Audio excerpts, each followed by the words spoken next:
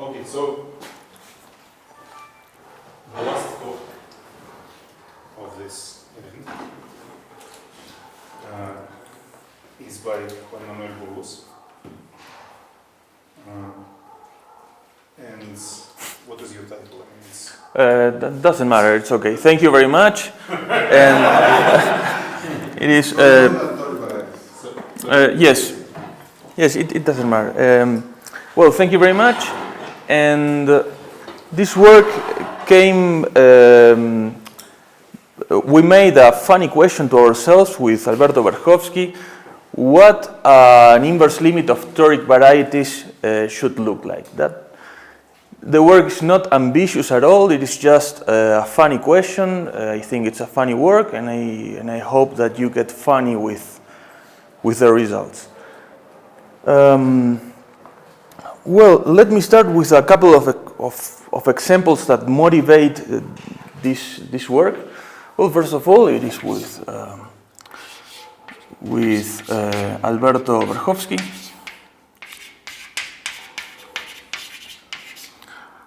Work in progress.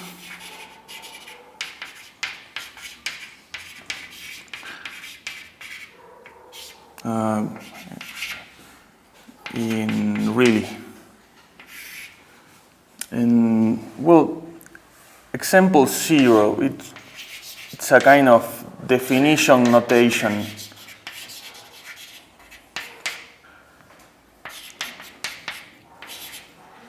Example 0, it is most a convention about the notation I will use along the talk than a definition, but it goes like this.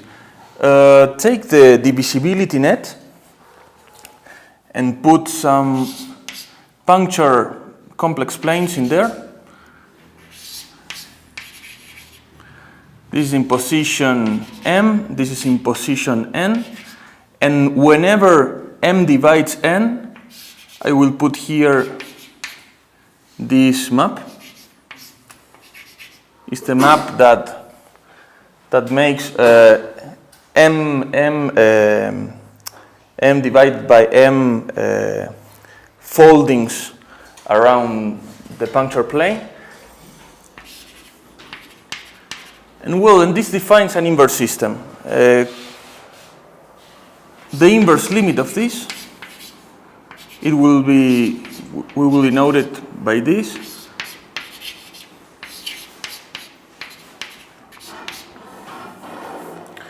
And some remarks.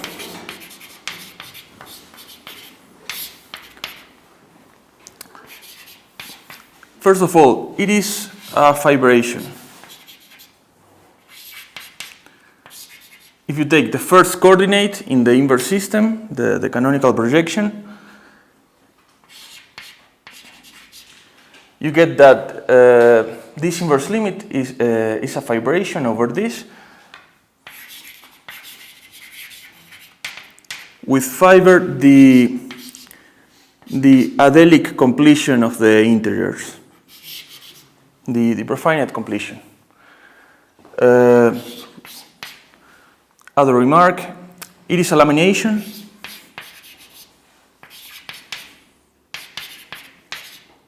It's a lamination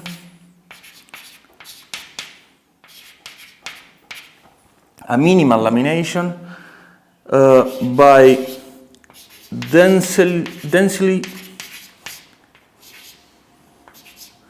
immersed copies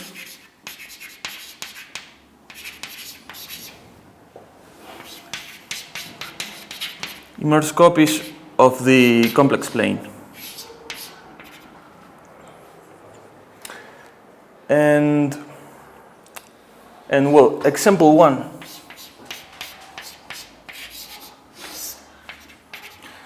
Make the same construction, but taking the Riemann sphere instead, and take the inverse limit. Define this as CP1Q as the inverse limit of Riemann spheres. Well, now you don't have a fibration because the morphisms, these finite coverings will ramify in the poles. And what you will have instead is the suspension of the adelic solenoid. Topologically, I will draw it instead of writing what it is, just to get the intuition. Here you have the adelic solenoid, and topologically it is the suspension. So you have two cusps in here.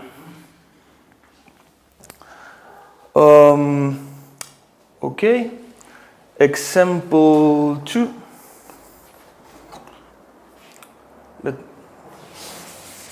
Can you use the board above as well? Yes, thank you.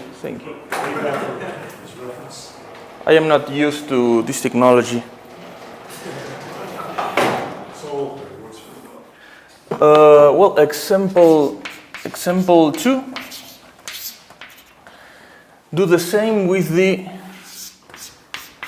CPN.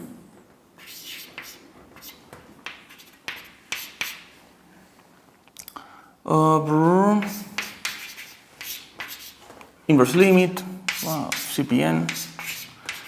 Now you do the same construction as example 0. I don't know if you can see it.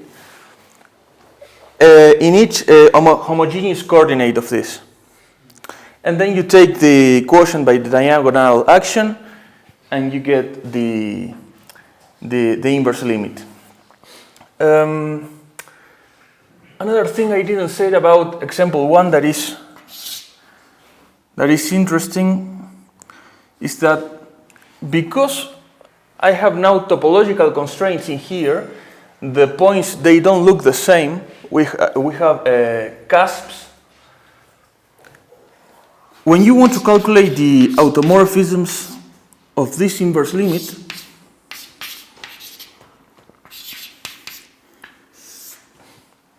it won't be like CP1 that is PCL2C, because you only can map the cusps among them. You will have an involution in there. So this will be a subgroup of that. It will be C star Q semi-direct with zeta 2. And zeta 2 is the involution that permutes the cusps.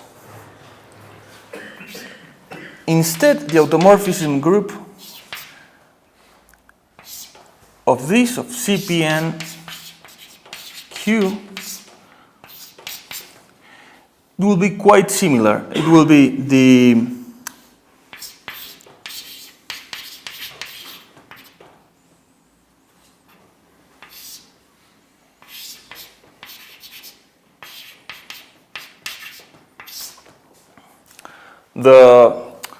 all the n+1 diagonal square matrices with this entries in here, and take the diagonal action, the projective, and semi-direct with the symmetric of the cusps in here.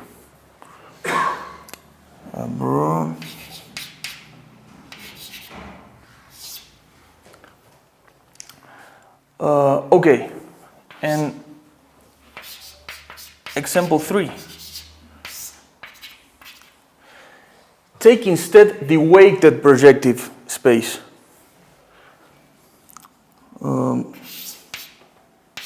CP12, for example.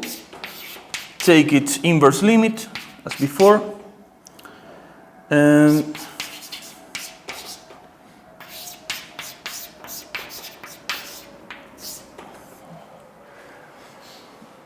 And calculate its automorphic group. It is not quite easy right now, because now the cusps are are homeomorphic between themselves, but leaf structure space is quite different. So you don't have the involution, as in the previous case. You won't have you won't have a map that is globally defined and permutes the cusps. So the automorphism in here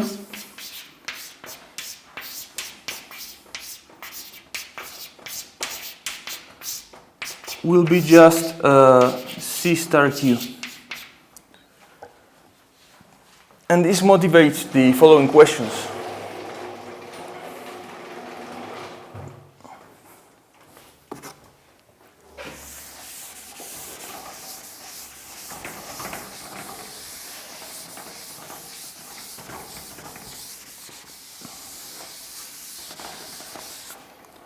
Well, first question.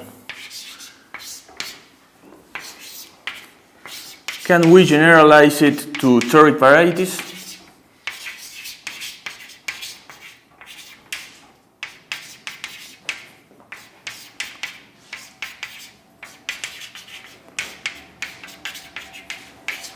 And second question, how to determine which cusps can map among themselves and which do not?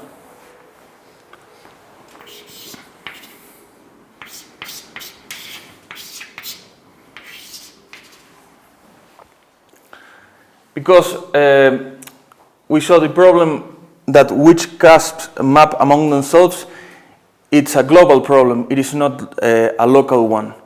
The cusps, locally, they look all the same.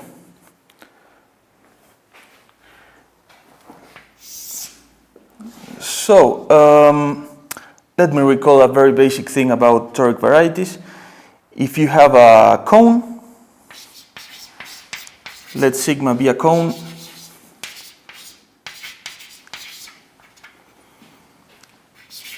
define S sigma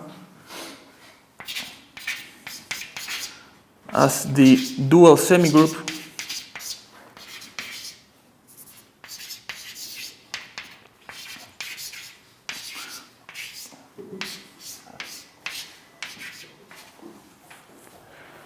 of that. Gordon's lemma. This is very basic stuff. Gordon's lemma. S sigma is finitely generated.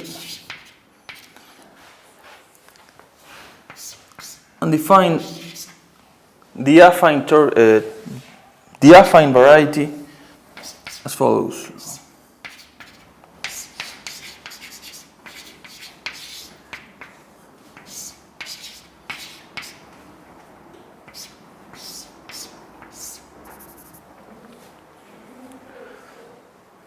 Okay.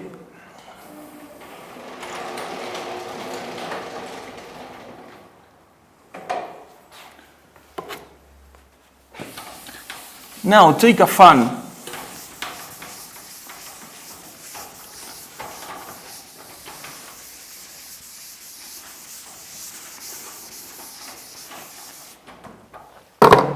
But instead,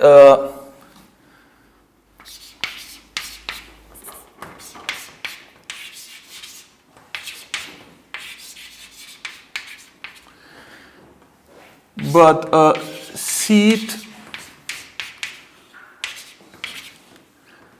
as a direct system.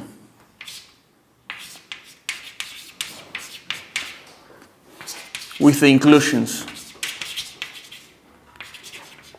Respect to the canonical inclusions.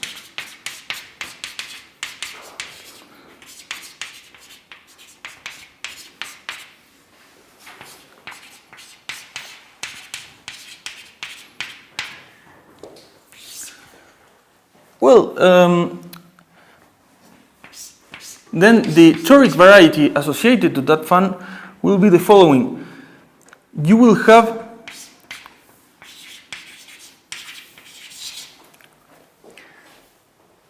the fun is a direct system. Then this will define an inverse system.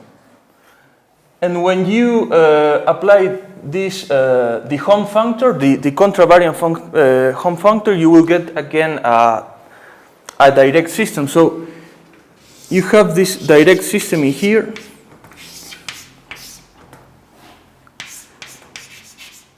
And the direct limit is your toric variety. Your toric variety with C points. But the key point is that I humbly think that the right way to see a toric variety is not specifying its points. It's just to see it as a functor. So I will see the toric variety as this functor. It is always presented with the C points, and a good reference to see where they emphasize the functorial aspect of toric varieties is the paper of Lupercio, Katsarkov, Verjovsky, and Merseman towards a definition of non-commutative varieties. And when you see toric variety in this way, then it is pretty natural to define the inverse, to define the respective lamination as follows.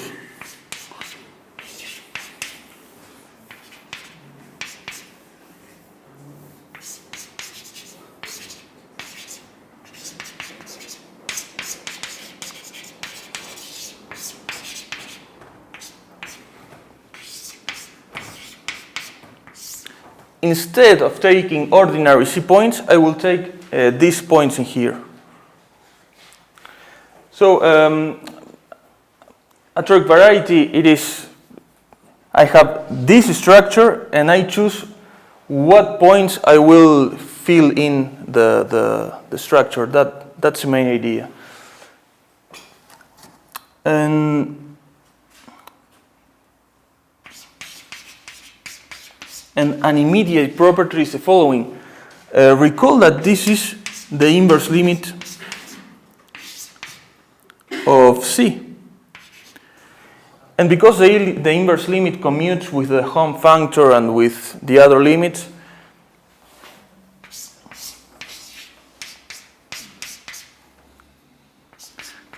I will get what I wanted, the inverse limit of toric varieties.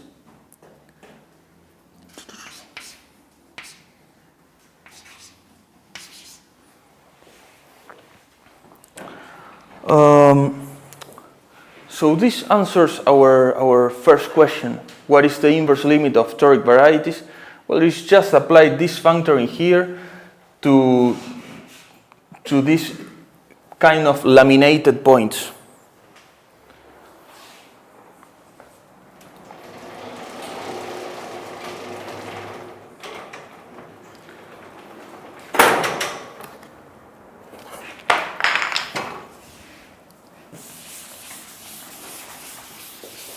So let's see what about the second question, how to calculate the automorphism group of that.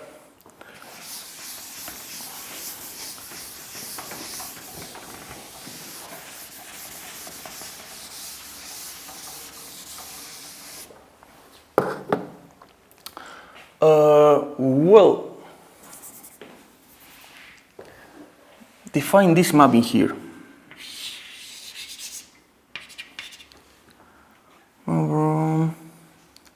First, a couple of definitions first. Let N be a lattice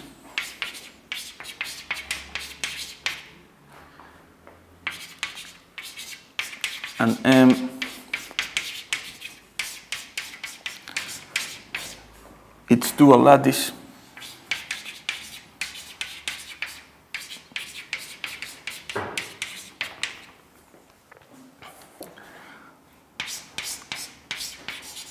Define delta 1 as the set of rays, set of one-dimensional cones,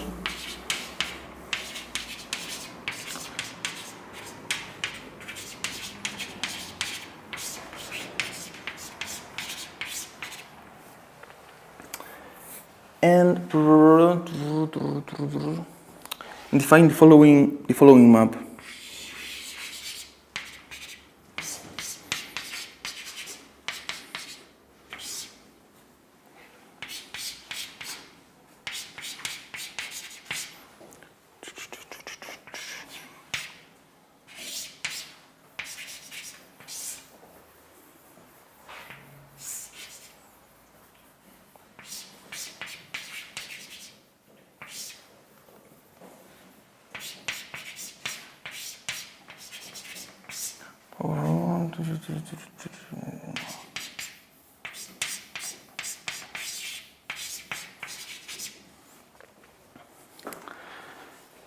Define the map as follows.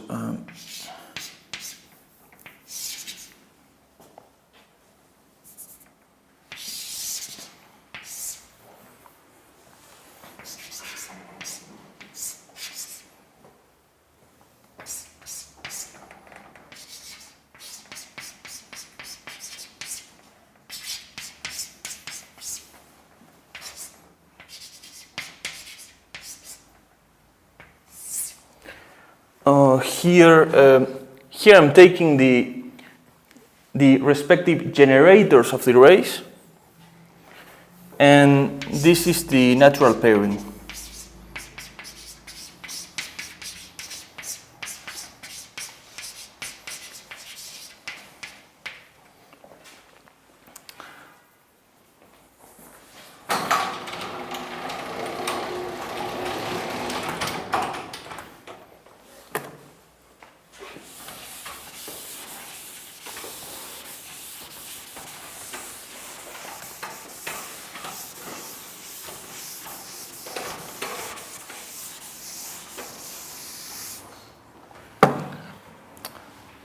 Define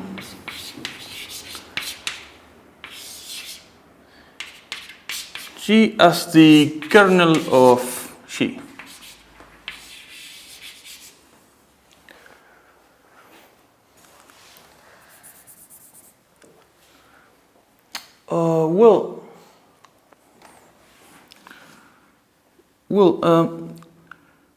We have this alternate description of the toric variety.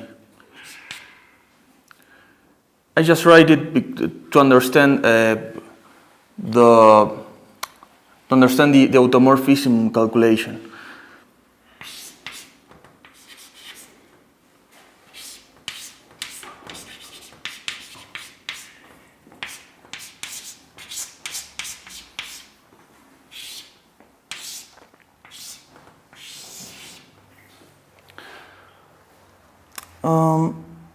Define the following map.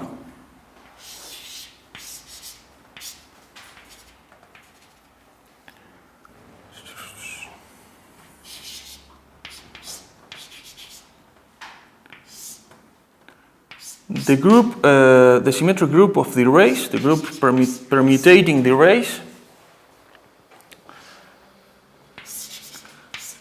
to the automorphisms of G. And define it as follows. For every permutation, define this automorphism.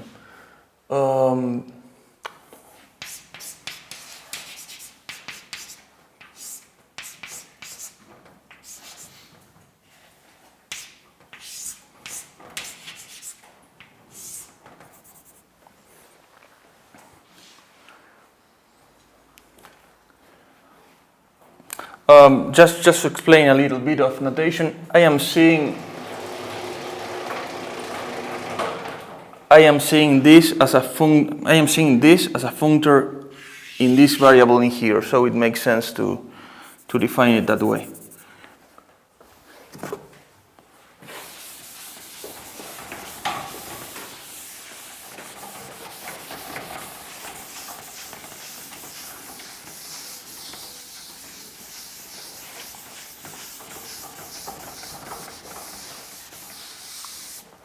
So define the symmetry of the fan as follows.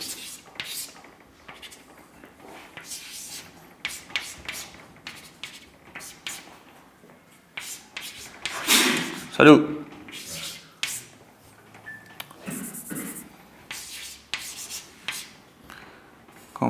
the symmetry of the fun.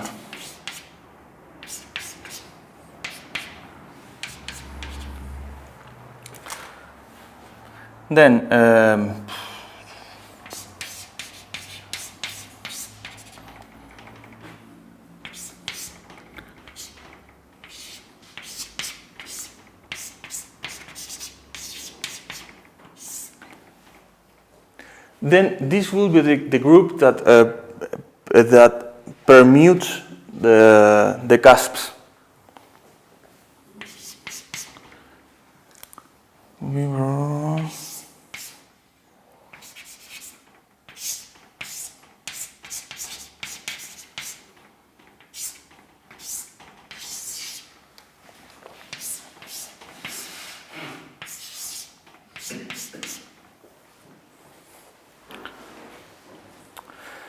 So I have the trivial part, and this is the group that describes how the cusps are permute among themselves.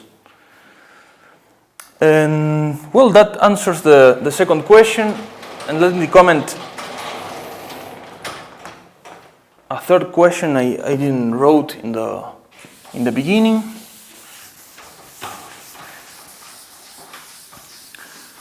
How is the vector bundle category over the laminated space? And it is quite easy because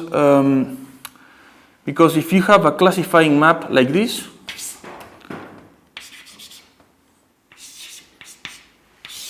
on the Grassmannian, the L Grassmannian, then it's a theorem in. I just wanted to say that it was on archive, but it is not. It is still not in archive, so it's a theorem of us that you can always find a finite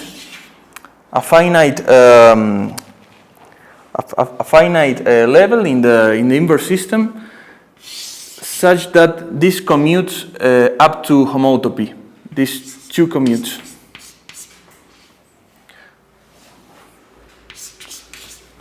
So you have that the category of vector bundles of rank L over the laminated toric variety is the direct limit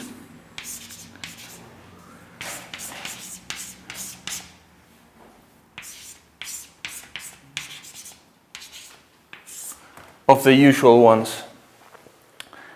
And this is another proposition. And as a corollary, you have the same thing with the K-ring.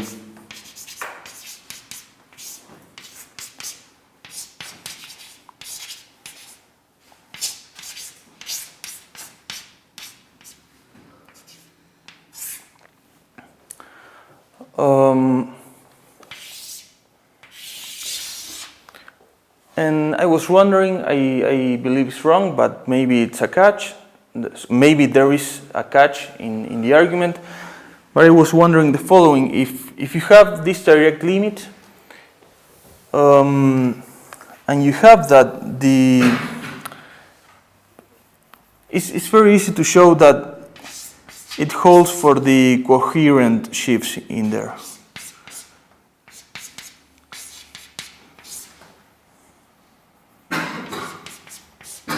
The same thing.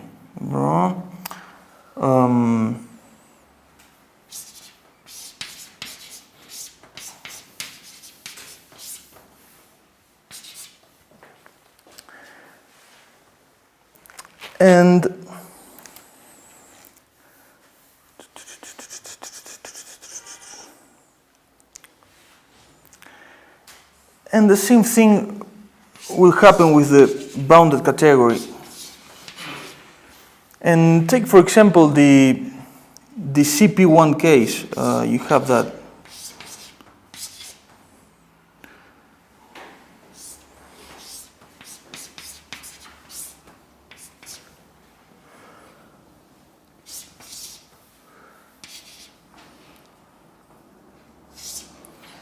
that this is the bounded derived category of the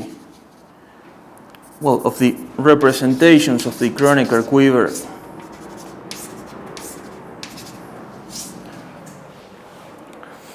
So I was wondering, there is a way of seeing this in the case of CP1Q, the derived coherent category of CP1Q as the derived representation category of some algebra in there.